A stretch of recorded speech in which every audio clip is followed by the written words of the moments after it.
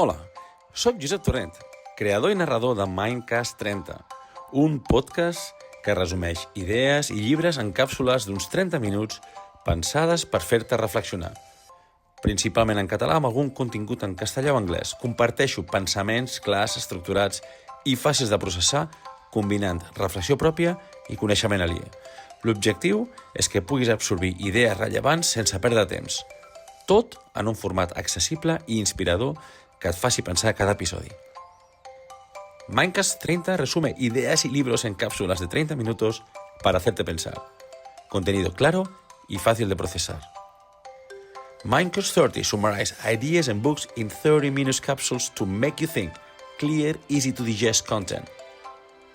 ¿Estás llest? Are you ready? ¿Estás listo? Let's go!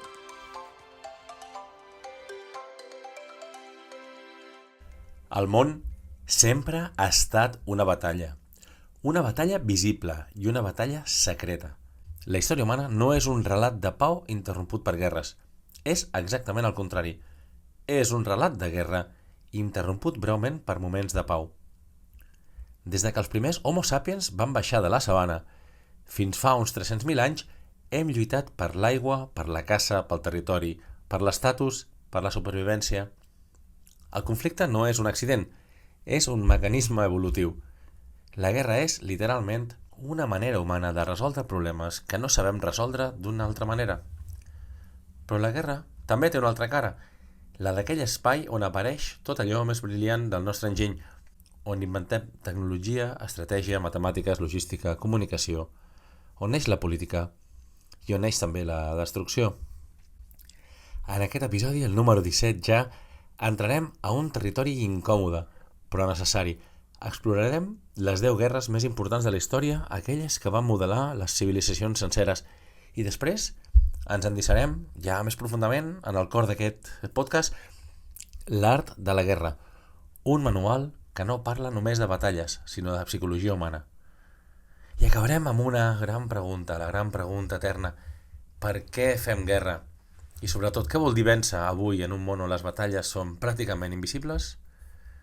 Comencem l'art de la guerra de Sun Tzu. I com he dit, m'agradaria començar primer, anem a anomenar una miqueta les 10 guerres més importants de la història de la humanitat. M'agradaria començar per la guerra de Troia, que és un punt d'inflexió entre el mite i la història. Encara avui no sabem si va existir tal com la narra Homer, però sí que sabem que al voltant de 1.200 anys abans de Crist, alguna forma de conflicte monumental va devastar les ciutats de l'Egeu. La seva importància no rau només en els fets, sinó en el relat. Troia va establir un arquetip: la bellesa que desencadena la guerra, l'heroi que accepta un destí tràgic, la ciutat inexpugnable, l'engany que supera la força i la glòria i la perdició. Aquesta guerra és en el fons un laboratori moral.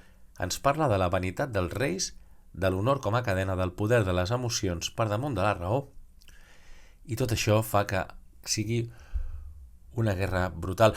En el món grec, Troia era la lliçó fundacional. La guerra comença quan un desig individual es converteix en un destí col·lectiu. Però també hi ha una lectura materialista.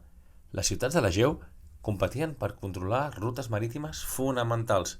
Hi havia comerç, metall, blat i moltes rivalitats polítiques. El mite romantitza el que probablement fou un conflicte econòmic. Troia defineix l'inici d'un patró, la guerra com a narració humana, com a mite, com a forma d'explicar-nos qui som i què estem disposats a sacrificar. Després van venir les guerres mèdiques, i això no vol dir que els metges estaven lluitant pels seus drets o contra les infermeres o contra els cirurgians, no, perdoneu la broma. No, al segle V abans de Crist, el món conegut estava dominat per un gegant, l'imperi persa, una civilització enorme, organitzada, rica, amb uns exèrcits professionals i recursos gairebé infinits.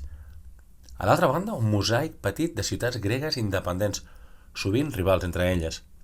Aquest xoc entre dues maneres d'entendre el poder va marcar l'inici a Occident. La batalla de Marató, la resistència heroica de les Termòfiles, la victòria naval de Salamina. Tot això no és només història, és identitat. Els perses volien ordre i tributs, els grecs volien autonomia, l'imperi contra la llibertat política, l'autoritat absoluta contra l'experiment democràtic. El resultat va ser inesperat. Els grecs van vèncer, però no per tenir més força, sinó per tenir millor estratègia, més mobilitat i una comprensió molt més fina del terreny. Va ser una guerra de coneixement i no només de múscul. A partir d'aquí, Grècia va florir culturalment, políticament. Sense mèdics no hi hauria hagut Atenes, no hi hauria hagut filosofia, ni tragèdia, ni democràcia, ni ciència. Aquesta guerra ens recorda que a vegades la història gira quan un poble petit decideix no rendir-se davant del poder immens. Atenes contra Esparta, la guerra del Peloponès. Si les guerres mèdiques van unir Grècia, la guerra del Peloponès la va destruir. Atenes i Esparta representaven dos mons irreconciliables. Atenes, democràcia, mar, comerç, cultura. Esparta, disciplina, terra, militarisme, tradició. Però la guerra no va ser només militar, va ser una guerra de valors. Què és millor per a una societat? La llibertat individual o la disciplina col·lectiva? La creativitat o l'ordre? L'obertura o el control? Tucídides, el gran historiador, que ens diu que aquesta guerra va mostrar el pitjor de l'ànima humana. Quan la supervivència està en joc, la moral es fon. El poder destrueix el discurs, les paraules canvien de significat i les ciutats obliden qui són. La victòria final va ser d'Esparta, però va ser una victòria estèril. Grècia va quedar exhausta i aquesta debilitat va obrir la porta a Macedònia. La guerra del Peloponès és l'exemple perfecte del que Zuns hi diu a l'art de la guerra. La guerra prolongada beneficia l'enemic. Després ve Alexandre el Gran, que no és només un conqueridor, és un projecte. Amb 30 anys havia arribat des de Macedònia fins a l'Índia. Cap altre líder va expandir tant poder en tan poc temps. Però la seva guerra no era una simple acumulació de territoris. Era una guerra ideològica, fusionar Orient i Occident, crear una cultura híbrida, una civilització universal. Va adoptar costums perses, va fundar ciutats, va estendre el grec com a llengua del coneixement. La seva estratègia era una combinació brillant de velocitat, sorpresa i psicologia. Alexandre no vencia els exèrcits, vencia la voluntat dels seus adversaris. La seva mort va fragmentar l'imperi, però la seva herència va durar segles. Sense Alexandre no hi hauria hel·lenisme, no hi hauria Alexandria, no hi hauria geometria moderna, ni l'astronomia, ni l'ADN cultural que després heretaria a Roma. És la demostració que una sola vida pot canviar el destí de mig planeta i que la guerra, quan la dirigeix un geni, es converteix en un instrument d'història accelerada. Després ve Roma contra Cartago, el duel que va decidir el Mediterrani, les guerres púniques. 3 guerres, 2 imperis, un únic futur possible. Aquestes guerres púniques són el combat entre dues formes de poder. Cartago, la ciutat dels mercaders, les rutes marítimes, la riquesa comercial. Roma, la ciutat dels agricultors, la disciplina militar i la ciutadania guerrera. Aníbal, creuant els Alps, és una de les imatges icòniques de la història, una gesta impossible, una demostració que la voluntat pot vèncer la natura. Però Cartago va perdre per una raó essencial. Roma tenia una cosa que Zunzi defineix com a decisiva, unitat moral. Roma podia perdre batalles, però mai el projecte. Cartago era rica, Roma era obstinada. I quan una civilització decideix que no vol desaparèixer, es torna imparable. La victòria de Roma a la Tercera Guerra Púnica va establir el Mediterrani com un mare nostrum, literalment, que durant segles definia el rumb del món. Després venen les conquestes mongoles. Genghis Khan va fer una cosa que cap altra civilització havia aconseguit: unificar totes les tribus de les estepes i convertir-les en una màquina de guerra imbatible. Els mongols no van dominar mitjançant la tecnologia avançada, sinó mitjançant mobilitat, intel·ligència i por, molta por. Eren capaços de recórrer 160 quilòmetres en un sol dia, envoltant un exèrcit en hores i fingir retirades per atraure l'enemic a trampes mortals. Les seves conquestes van arribar des de Corea fins a Hongria, creant el major imperi terrestre de la història. Els mongols, sorprenentment, també van ser administradors brillants. Van crear una xarxa de correu, van protegir les rutes comercials, van permetre llibertat religiosa i van facilitar un dels períodes més intensos de contacte cultural est-oest. Aquesta guerra, doncs, ens recorda una idea fonamental. Quan una civilització descobreix una nova manera de moure's, descobreix també una nova manera de dominar. Europa estava en flames. Religió, política, destrucció total i ve la guerra dels 30 anys, del 1618 al 1648. És un exemple clar de com el fanatisme religiós es converteix ràpidament en política i la política en destrucció absoluta. Va començar com un conflicte entre protestants i catòlics, però aviat es va transformar en una lluita pel poder a Europa. Alemanya es va quedar devastada, pobles sencers desapareguts, ciutats cremades, fam generalitzada. És una de les guerres més cruels perquè no tenia un objectiu clar. Era una espiral. Cada victòria creava un nou enemic.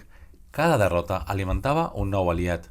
El resultat final va ser un nou ordre, la Pau de Westfàlia, que va establir el principi modern dels estats-nació i la sobirania territorial. D'aquesta guerra neix Europa com a sistema polític, una pre-Europa, però és un sistema que encara avui estructura el món. Napoleó, és a dir, a través de les guerres napoleòniques, va transformar la guerra en una ciència, va professionalitzar l'exèrcit, va millorar la logística, va introduir divisions mòbils i va convertir Europa en un tauler d'escac gegant. Però Napoleó també era un mite que s'alimentava al seu propi relat. Es veia com a hereu d'Alexandre i Cèsar, com a portador del progrés. La seva guerra era també una guerra d'idees, legalitat, codis civils, centralització. Va crear imperis, va destruir monarquies i va establir el model d'exèrcit nacional. I sobretot va demostrar que una sola ment brillant pot reorganitzar un continent sencer. Però també va mostrar el risc del geni solitari. Quan cau, sí, tot cau amb ell. La Primera Guerra Mundial és l'inici de la modernitat fosca. Va començar per una bala de Sarajevo, però el que realment la va encendre van ser les aliances, la por i la necessitat de demostrar força. Va ser la guerra de les trinxeres, del gas, de la industrialització de la mort. Europa va perdre una generació sencera. Els imperis otomà, austro-hongarès i rus es van ensorrar. El resultat va ser una pau imperfecta que plantà la llavor a la Segona Guerra Mundial. És el recordatori més brutal que una guerra pot començar per un detall, però destruir el món. I després ve la guerra més gran, més destructiva i la més decisiva de totes. Va enfrontar ideologies, continents, economies, i tot això va portar el món al límit. Aquesta guerra va mostrar el pitjor i el millor de la humanitat. Els camps d'extermini, la bomba atòmica, però també la resistència, la innovació científica, el naixement de la ONU i l'inici d'un ordre mundial. Després de 1945, el món no ha tornat a ser el mateix. La guerra va canviar la tecnologia, la política, la moral, la geografia i la consciència col·lectiva. És la culminació del que Sun Tzu sempre va advertir. Quan el poder vol dominar el món, acaba destruint-se a si mateix. I entrant una mica més ja dins el que és el llibre, després de fer una mica de revisió d'aquestes 10 guerres, segurament hi haurà matisos, hi haurà 3 guerres que també es podrien posar aquí. És molt difícil parlar de tota la guerra en un projecte que està pensat de ser de 30 minuts. Però l'art de la guerra no és un llibre sobre batalles només. Ho sembla, perquè sí, parla de moviments d'exèrcits, estratègies, fortaleses i debilitats. Però en realitat és un llibre sobre ment humana, que és el nostre objectiu en aquest projecte. Sobre com pensem, com decidim, com ens enganyem i com ens podem alliberar del nostre propi caos.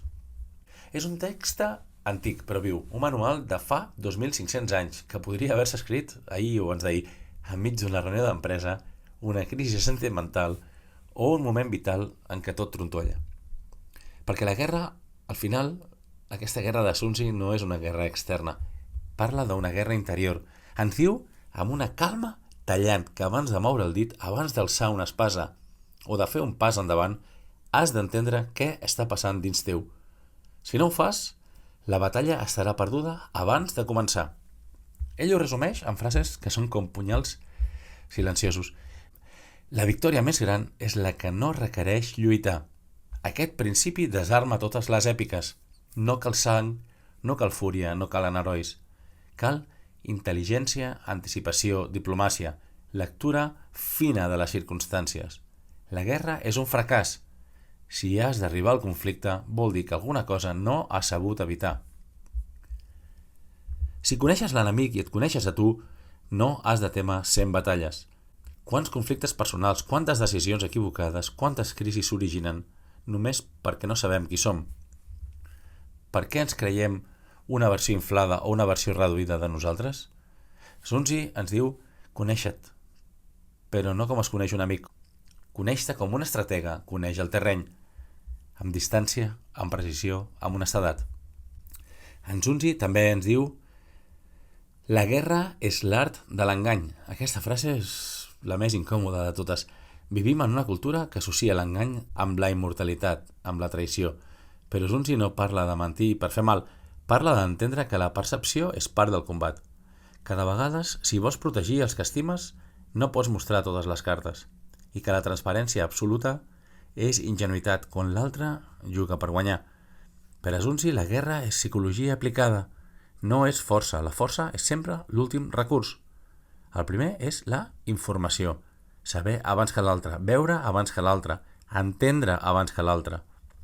Per això, la seva estratègia es basa en 7 pilars que avui reconeix qualsevol manual modern de lideratge, de negoci, de gestió emocional o de comunicació. Preparació. Punt número 1. Zunzi ens diu que un exèrcit que s'entrena quan ja ha començat la batalla és un exèrcit mort. En la vida passa igual. Reaccionar sempre és perdre. El secret no és improvisar bé, és haver reduït al mínim la necessitat d'improvisar. Preparar-se és preveure, és anticipar, és construir marge. L'adaptabilitat. El terreny canvia, el clima canvia, les circumstàncies canvien. El que ahir funcionava avui pot ser un error fatal. Zunzi diu que un líder és com l'aigua, adopta la forma del terreny que trepitja. No s'entensa en mantenir un pla per orgull, modifica el pla per sobreviure. Aquesta flexibilitat és un tipus d'intel·ligència que sovint confonem amb feblesa, quan en realitat és la clau de la supervivència. La rapidesa. Hi ha moments en què pensar massa és perdre. I Zunzi ho té clar. Quan s'ha pres la decisió, cal actuar sense vacil·lacions, perquè el dubte és un luxe que la guerra no permet. L'objectiu no és córrer, és golpejar quan l'altre encara està processant què està passant. La velocitat com a avantatge cognitiu. Reaccionar abans que l'altre pugui adaptar-se. L'engany. L'engany de Zunzi no és un engany moral, és un engany tàctic. És l'art de desorientar l'adversari, de fer-li creure que estàs dèbil quan estàs fort o fort quan estàs dèbil. És jugar amb les percepcions, amb l'ambigüitat, amb la confusió. I no per fer mal, sinó per evitar que et faci mal a tu. L'engany resta violència, no la suma. Quan menys sap l'altre, menys lluitarà. El coneixement del terreny. Això és una metàfora universal, perquè la guerra pot ser en una muntanya, un riu, una vall. A la vida pot ser una empresa, una relació, un país, una decisió difícil. Si tu no entens el terreny en què jugues, les regles, els ritmes, les forces invisibles, estàs condemnat. Zunzi diu que el terreny és el primer enemic a vèncer, i no per destruir-lo, sinó per comprendre'l. El càlcul precís. A l'art de la guerra, res és redundant. Tot s'avalua, recursos, moral, posicions, distàncies, alimentació, clima, informació. Tot això és un recordatori que les emocions sense càlcul condueixen al desastre. Voler guanyar no és suficient, cal saber si pots guanyar, com, quan i a quin cost. Aquest càlcul no és una fredor, és responsabilitat. Un líder que no calcula condemna els altres a sofrir per les seves pròpies il·lusions. I després tenim la moral de grup. I Zunzi ho repeteix constantment. Un exèrcit desmoralitzat és un exèrcit mort abans de començar. La moral és la força invisible que multiplica la força visible. És la confiança, la cohesió, el sentiment de propòsit. Sense moral, la força física no serveix de res. Aquesta idea és profundament moderna. Psicologia col·lectiva. Sabem que els equips, les empreses, les famílies i fins i tot les societats funcionen millor quan la moral és alta, quan hi ha sentit de pertinença, quan hi ha una direcció clara i quan hi ha justícia interna. L'art de la guerra és un manual per evitar el caos emocional. És un llibre que et diu que la majoria de derrotes humanes no són derrotes per falta de força, sinó que són derrotes per falta de claredat, per impuls, per orgull. Les decisions preses amb ràbia són aquest principi de la derrota, diu Zunzi. La ràbia et cega, la por et paralitza i l'ego et destrueix. Ell ens recorda que la batalla més important no és externa, és amb nosaltres mateixos, amb la nostra capacitat de veure amb lucidesa, de reaccionar amb calma i de no ser esclaus dels impulsos. Potser tornem una miqueta al podcast de la intel·ligència emocional, no? Sempre anirem per aquí, sempre. Zunzi és sobretot filosofia. Guanya el que entén la naturalesa humana. Sapiens. I és aquí on el llibre es torna universal, perquè la naturalesa humana no ha canviat. Tenim telèfons, avions, algoritmes, ciència. però per dins seguim sent els mateixos primats emocionals, territorials, febles i brillants que fa mil·lennis s'equivocaven pels mateixos motius. Sun Tzu et diu, observa't, entén els teus punts febles, les teves passions, les teves obsessions, entén les persones que tens al davant. No les jutgis, no les idealitzis, no les demonitzis. Treu-te els biaixos, entén-les, comprèn què volen, què temen, què amaguen. Quan entens la naturalesa humana, deixa d'espantar-te, deixa de sorprendre't i pots decidir amb llibertat. El missatge final és aquest. La guerra no és una manera de viure, és una manera de no morir. Torno a repetir, la guerra no és una manera de viure, és una manera de no morir. La victòria real no és dominar l'altre, és no perdre't a tu mateix. I això és l'art de la guerra. Un llibre curt però infinit, antic però urgent, dur però profundament humà. Un llibre que no et diu com lluitar, sinó com evitar haver de fer-ho. I quan ho entens, aleshores sí, t'has convertit en un estratega de la teva pròpia vida. I una mica de reflexió. Per què fem guerra? Segons Harari, tornem una mica als Sapiens, la guerra és un subproducte de la cooperació humana. Només les espècies que cooperen a gran escala poden fer guerres a gran escala. Segons Marvin Harris, també hem parlat d'ell, la guerra sovint neix de la competència pels recursos, la pressió ecològica, la demografia i l'organització social. Segons l'antropologia moderna, la guerra és més un mecanisme per crear identitat, reforçar la cohesió interna d'una societat, d'un grup, un país i redistribuir el poder. I segons l'economia, la guerra és una lluita per controlar recursos crítics, energia, menjar, aigua, mercats, tecnologia, dades. Ens trobem aquí en una cruïlla. Biologia, cultura, economia, política, emocions. No hi ha un sol motiu, hi ha un mosaic. Però avui les guerres estan canviant, ja no són només territorials. Són guerres d'informació, de dades, de narrativa, d'influència. La batalla és invisible, però real. I aquí Sun Tzu podria tornar a ser molt actual. El poder ja no depèn de la força, sinó de la informació. Si portem una mica en la metàfora de la guerra a el que serien les empreses, competidors, tota aquesta batalla invisible, en el món empresarial contemporani, l'art de la guerra és menys un manual militar, evidentment, que un mapa mental per navegar l'enorme pressió competitiva que defineix el segle XX, al final del XX i principi del XXI. Sun Tzu diu que la victòria es decideix abans d'entrar al camp de batalla i aquesta idea és exactament el que separa les empreses que reaccionen de les que lideren.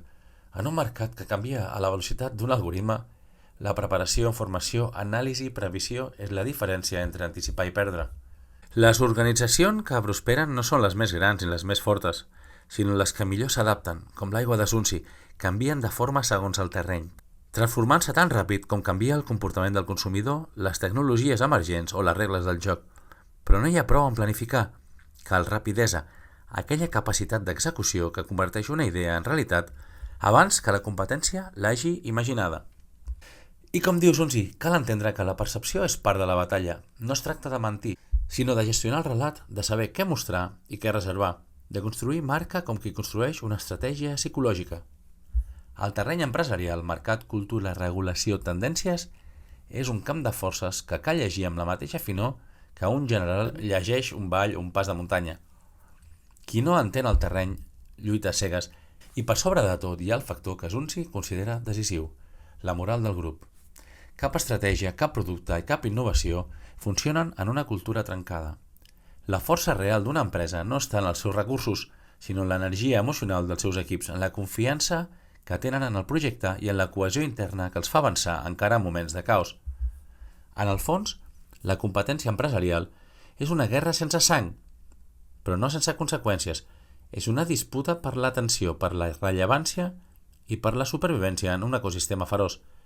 I Sun Tzu ens recorda que, igual que la vida, guanya qui entén la naturalesa humana, qui sap llegir el que els altres no veuen, qui actua amb calma enmig del soroll i qui converteix la intel·ligència emocional en avantatge estratègic.